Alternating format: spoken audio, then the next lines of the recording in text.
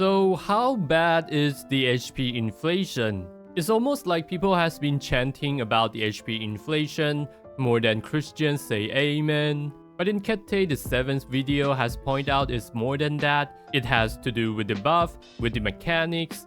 So this is much more than just an HP increase. It really is all the following combined. HP, extra modifiers, debuffs, resistances, and in-game buffs, all at the same time. But next time you hear any conversation around HP inflation, I want you to all understand that this is much more than just HP, and it is a multitude of factors all working together.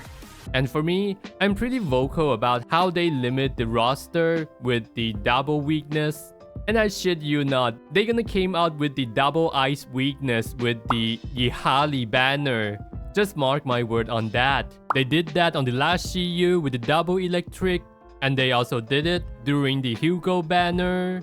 And the character that suffered the most from this is actually Jane though. She got benched for the longest time. She was kind of irrelevant to the meta until the Alice patch because they got the same attribute. And I do think that HP inflation in itself isn't that bad. The real problem doesn't even lies with difficulties. It's how they deny the existing agent mechanically and how they design the stage. Because you could always vertically invest into a team and try to like brute force it, but that kind of brute force potential has been minimizing over the time with the introduction of those shield boss. Kate 7 has brings up with the examples of Bringer, who is like extremely shield to the Miyabi. It is difficult to bypass the mechanics even with all the power levels you have. I still remember back when Anbi and Trigger was released. I played the team with the Astra, Anbi and Trigger, and I find it impossible to get over 20k at the time, even though Anbi could brute force any other content just fine. And that is the first time I got the taste of getting shielded. And I think community doesn't really have the problem with designing the boss around the new banner so that the new player could have the better time to clearing the new content. The real problem came from denying the existing roster that we have, like playing Anbi against the Bringer. And I think it is somewhat tolerable when we have only like one boss like this, and right now they are trying to add more and more bosses like this. And that is the real problem. If you don't use the new character, your score gonna get tanked really hard and potentially not getting the 3-star. So how bad is it exactly? Like Average Luck Gamer just said, we are at the tipping point. If you are looking at the Daily Assault today, I got 66k and rank at 40%.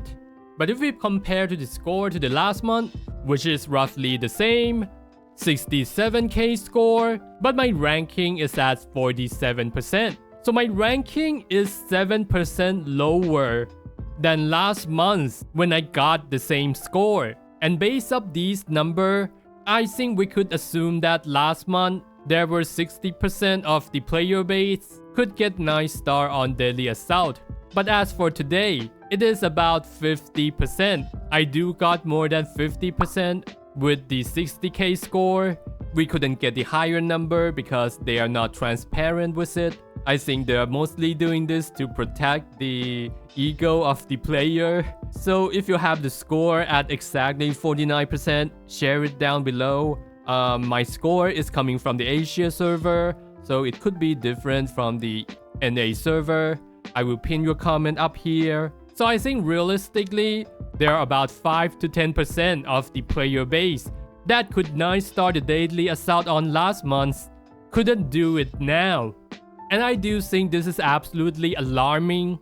And in my opinion, if there are more than 50% of the player base couldn't get the 60k, that is when the game dev crossed the line and shouldn't be tolerated. And the problem with denying agent with the mechanics, it doesn't add anything to the game other than telling you to pull for the current banner. So let's compare to other games like Genshin and the Honkai Star Rail, because I actually play both of them. I've been dropping Honkai Star Rail for like a while, because not only they're shielding, they kind of want you to pull for 4 characters to actually form an functional team, which is super egregious. I just can't keep up with that. it almost feels like you are handicapped if you don't have some of the key support for your DPS. And as for Genshin, it's not as egregious, but they do have like some team limitation. Like for Honkai, there are multiple teams like that, but in Genshin there are only like one team like that. I mean, the Skirk, Escaffier, Furina, or a Hydro or Cryoflex. But in Genshin, they are kind of chilling with introducing the new mechanics. Like all the Natlan characters has something called the Night Soul, and some specific boss and the buff require you to use the Night Soul for the buff to work, or it has like triple amounts of effectiveness against the boss. And right now, the new patch 6.0, they are introducing the Luna mechanics. I think it's a pretty meaningless mechanics that is existing just to deny the existing characters that Genshin has. And of course, if you're not using the Luna mechanics to the boss, you're not gonna get tons of buff to play against the boss. And I really don't want that to happen in the Zenless Zone Zero. I mean, like, they just came out with the Sheer Force. So if you think about it, if Astra is the support for the attackers, then Yasuha gonna be the support for the anomaly, and Lucia is gonna be the support for the Sheer Force. And I wouldn't be surprised by the time of next year, they're gonna came out with another new mechanics, given that they have those kind of history in both Honkai Star Rail and the Genshin, and they're gonna sell you another best support for that specific mechanics and denying the existing agent mechanically, making it either insanely hard or right off impossible to clear. So I think that's what's gonna happen.